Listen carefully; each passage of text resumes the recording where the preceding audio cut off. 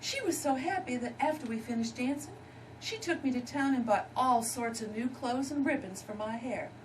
Mama bought herself so many pairs of new shoes that the salesman laughed and said, "Mrs. Honeycutt, I believe you have more shoes than the Bolshoi Ballet." Well, neither Mama or I knew what that meant, but the salesman sure thought he was clever, so we just laughed along with him as he helped us carry our bags out to the car. That spring sure was something. I had never seen Mama so happy. Every day was a big celebration. I'd come home from school, and she'd be waiting, all dressed up with a big smile on her face. She'd grab her handbag, hurry me to the car, and off we'd go to do more shopping. Well, then came the day when Dad arrived home from a 3-week business trip. Mom and I were sitting at the kitchen table, she with the magazine and me with the coloring book and crayons. When my dad opened the closet door to hang up his jacket, he was all but knocked senseless when an avalanche of shoeboxes rained down on him. "Good Christ," he said, turning to look at Mama. "How much money have you been spending?" When Mama didn't answer, I put down my crayon and smiled. "Daddy, we've been shopping for weeks, but everything we got was for free." "Free? What are you talking about?" Well, I nodded wisely. "Yep. All Mama had to do was show the salesman a square of plastic. He let us have whatever we wanted." Well, Cece's just a little girl. She doesn't know that her mama's not well. She just knows she loves her mama. And it's not until she's older that she's starting to figure out that something isn't right with Camille Sugarbaker Honeycutt, her mother, who's the 1951 Medea Onion Queen.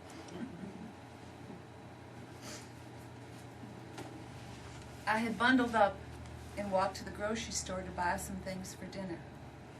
The wind had blown the snow into great white drifts, and the sound of shovels scraping across the sidewalks filled the crisp, biting air.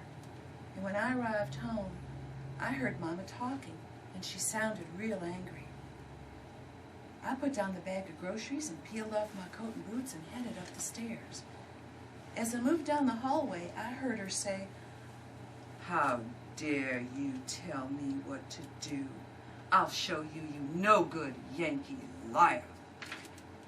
Well, I peered into my mother's bedroom, and she was sitting on her vanity bench, wearing a faded flannel nightgown and her red high-heeled shoes. Draped over her lap was a pair of my dad's pants. An angry scowl tightened her face as she dabbed something gooey over the zipper. "You pig-faced liar," she said, furiously rubbing her fingers over the metal teeth of the zipper. "Mama, who are you talking to?" "Your father." "But he's not here." She shrugged. "Here, not here, what difference does it make?" "Mama, what are you doing?" "I'm giving him a nice little surprise. He had the audacity to call and tell me to press his good suit so he could stop by and pick it up." "Stop by?" Well, she squeezed more gooey stuff from the tube and smeared it on the underside of a zipper.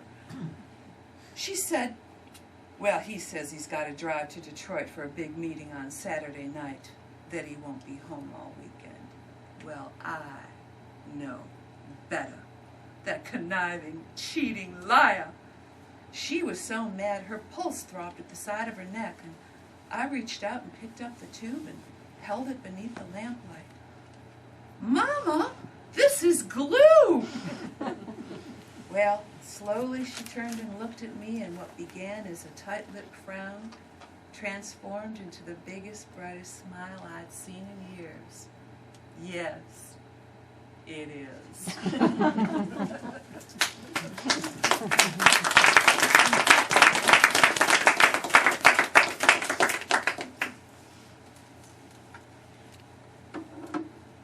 So Cece, I don't want to tell you what happens because some of you haven't read the book yet, but Cece's going to go through a huge transformation. And she's going to go to Savannah, Georgia. And her life is going to go from black and white to Technicolor. And she's going to meet amazing women, and she's going to have experiences that she would have never dreamed of. and she's also going to go through her own healing and her own coming of age. And I'd love to read you more, but I don't want to ruin it, so if there's any questions, I'd love to answer them. Anybody? Yes. When you were still writing ads for the store, did any advertising people try to get a hold of you? No advertising people, but so many people wanted to know who the advertising people were that, you know, when I would say me, I even had a florist say, I'll pay you whatever you want, would you write my ads? Would you please write my ads? But no. So probably if my book would have flopped, you'd see me in advertising. Probably. Anybody else? Yes. Are you working on another book? Yes and no. It's really interesting that you asked that. I had an idea that I loved and still love, and I thought I was going to do it. But my book came out on January 12th. And since that day, I've been very blessed. I received hundreds and hundreds of emails. The majority of them, after, of course, they tell me how wonderful they think my book is that, well, are you going to write a sequel? And it has flipped me out because now I don't know what to do. Write a sequel, do the book I was thinking of, combine them both. How could I do that? How can I get them here? It's going to be Pennsylvania, and what about the South? And so now I'm really confused as to what to do. And I don't know yet. My tour is huge, and I'm thinking that once my tour slows down, I can really take a look at it. But I will say this, that there's a character in the book, her name is Oletta Jones. And I love Oletta Jones.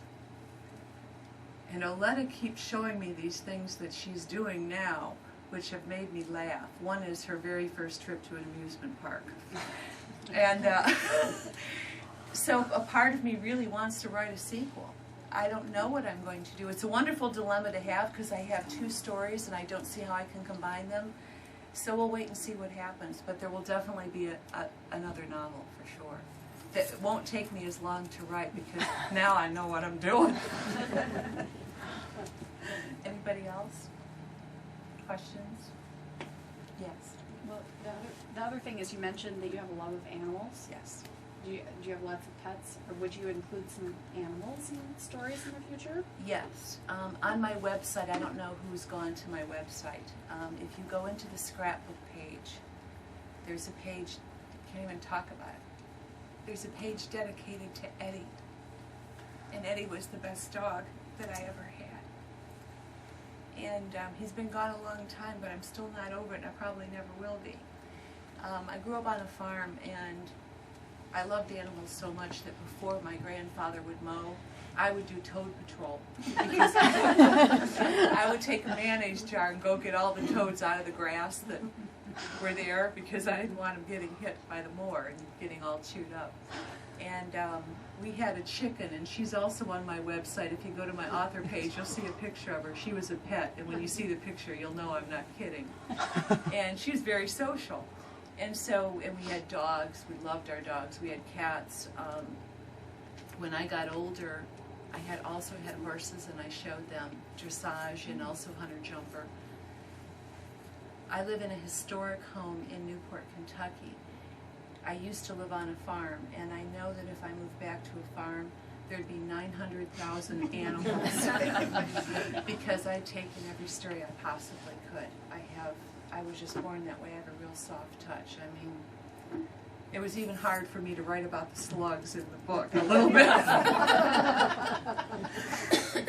Yes. Sounds like you could write a children's book about animals, or with the voice of animals. Well, you know, it's funny. I have thought that one day I would like to write a children's book and have it involve animals and kindness to animals to help teach how special animals are, what incredible spirits they are, and how we're to take care of them. And we have stewardship of the animal kingdom, and to be more gracious and kind to our animal brothers and sisters. So there may be something down the road with that too. But in my next book, Eddie will be in that book.